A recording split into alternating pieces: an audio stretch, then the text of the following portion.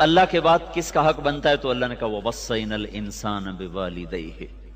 کہ ہم نے تمہیں نا تمہارے ماں باپ کے بارے میں خاص طور پر نصیحت کی ہے، ذکر کیا ماں باپ کا، اور آگے تفصیل میں گئے، ماں کو صرف ذکر کیا، حملتہ امہ وہنا علی وہن، تیری ماں نے تجھے اٹھایا بڑے دردوں کے ساتھ، یہ وہنا علی وہن، دردوں کے ساتھ، لیکن عربی زبان بڑی خوبصورت ہے، یہ ترجمے سے اس کی اصل تعبیر سامنے نہیں آتی، اس کا اللہ تعالیٰ کیوں کہہ رہا ہے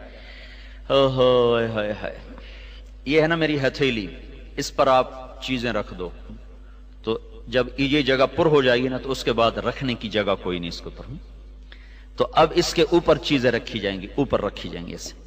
تو اللہ تعالیٰ یہ کہہ رہا ہے اپنے ماں باپ کی خاص طور پر خدمت کرو، اور خاص طور پر ماں کی، کیوں کہ تیری ماں نے تجھے اٹھایا دردوں پر درد رکھتے ہوئے، اس کا سارا بدن جب دردوں سے بھر گیا، اور ابھی درد آ رہے ہیں، وہ تو ختم نہیں ہوئے، 9 مہینے کے درد چل رہے ہیں، تو جب اس کے بدن کا رواں رواں، رونگٹا رونگٹا، بال بال دردوں سے بھر گیا، تو پھر اوپر درد کی تہ لگتی گئی، اور 2.5 سال تیرے دودھ چھڑانے تک اس نے یہ درد سہے۔ لہذا دیکھو خبردار اپنی ماں باپ کے آگے چوں بھی نہ کرنا، لا تقل لہما اف، ان کے آگے اف بھی نہ کر۔ اتنے خوبصورت انداز میں اللہ نے ماں باپ کا حق سمجھایا ہے، انشکر لی ولوالدیک، میرے آپ بچے ہو، میں تمہیں عربی سمجھا نہیں سکتا ہوں، انشکر لی ولوالدیک، اللہ اس میں کتنی طاقت سے کہہ رہا ہے، ایک ہی بریکٹ میں اللہ اپنے آپ کو اور ماں باپ کو لا رہا ہے کہ میرا اور اپنے ماں باپ کا شکر گزار بن۔ اب میری اور آپ کی، میری بھی بدقسمتی رہی کہ میں 11 سال کی عمر میں ماں باپ سے جدا ہو گیا، اور آپ کی بھی یہ ایک بدقسمتی بھی ہے کہ آپ ماں باپ کی سے دور ہو، ان کی خدمت سے دور ہو، چھٹیوں میں یہ ساری کسر پوری کیا کرو۔ ایک آدمی آیا کہ یا رسول اللہ میں نے اپنی ماں کو کندھے پہ بٹھا کے حج کرایا ہے، کبھی اللہ آپ کو حج پہ لے جائے گا تو آپ دیکھنا کتنا مشکل سفر ہے، اب تو سڑکیں ہیں پھر بھی مشکل ہے، کوئی 16 میل بنتا ہے مکہ سے جو مینا کا وہ جو عرفات ہے، وہ قسطوں میں چونکے جاتے ہیں، 15-16 میل کا سفر ہے، اور وہ پہاڑ تھے کہ میں نے اپنی ماں کو کندھے پہ اٹھایا، حج کرایا، طواف کرایا، اب میں نے اپنی ماں کا حق ادا کر دیا۔ تو ہمارے نبی نے فرمایا تو نے ابھی ماں کا جو دودھ پیا تھا نا 2 سال، اس میں سے ابھی 1 گھونٹ کا حق بھی ادا نہیں کیا، 1 گھونٹ۔ اور اس سے بھی بڑی بات بتاؤں، عبید اللہ بن عمیر کے پاس ایک شخص آیا، کہا جی میں نے اپنی ماں کو خراسان سے اٹھایا، خراسان ہی افغانستان میں، اور یہاں سے میں اس کو لے کے چلا ہوں، میں نے اس کو حج کروایا، اور کندھے پہ ہی لے کے چلا ہوں سارے سفر میں، تو کیا اب میں نے اپنی ماں کا حق ادا کر دیا؟ تو انہوں نے ارشاد فرمایا ابھی 1 گھونٹ دودھ کا حق ادا نہیں ہوا۔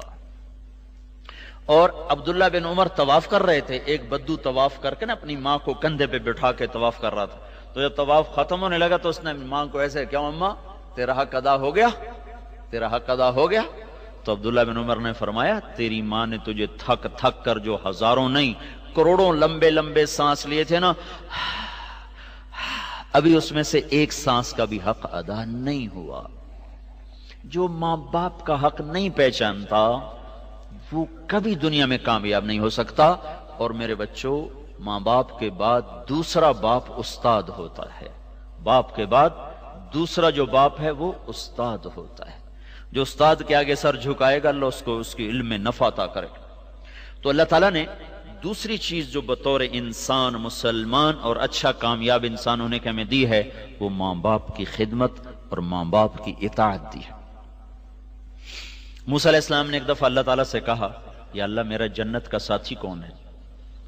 تو اللہ تعالیٰ نے کہا وہ فلانا قصائی نا گوشت بیچنے والا۔ تو موسیٰ علیہ السلام بڑے حیران ہوئے، قصائی میرا ساتھی کیسے بنا دیا؟ وہ اللہ تعالیٰ کہتے ہیں بھئی فلاں مجاہد، فلاں غازی اور فلاں عالم، فلاں پیر، فلاں بزرگ تیرا جنت کا کہنے قصائی تو ویسے ہی آپ کو پتا چھری ہر وقت ان کے ہاتھ میں ہوتی، ان کا ویسے ہی دل سخت ہو جاتا۔ تو موسیٰ علیہ السلام دیکھنے چلے گئے، میں دیکھوں تو وہ کون سا قصائی ہے جو جنت میں میرا ساتھی بن گیا ہے؟ تو دیکھا ایک قصائی ایسے بیٹھا چوکڑی مار کے اپنا گوشت کاٹ رہا ہے، بیچ رہا ہے، دیکھتے رہے۔